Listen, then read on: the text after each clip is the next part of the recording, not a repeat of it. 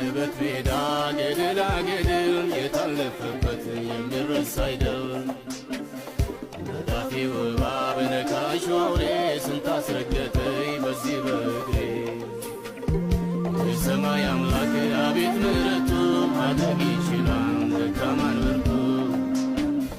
በሱ ሆናችሁ ያያችሁ ብዙ በእልልታ ሆታ ምስጋና ነፍሱ። ጌታዬ ኢየሱስ መድኃኒቴ መካሪ ወንድም ወላጅ አባቴ የሆነልኝ ሁሉ በሁሉ ቆርቆሮኛ ያውቅ ጠባይ አመሉ። ጣቱን በመያዝ ዳዴ ተምሬ ቆሜ ለመሄድ ሆኖልኝ ዛሬ።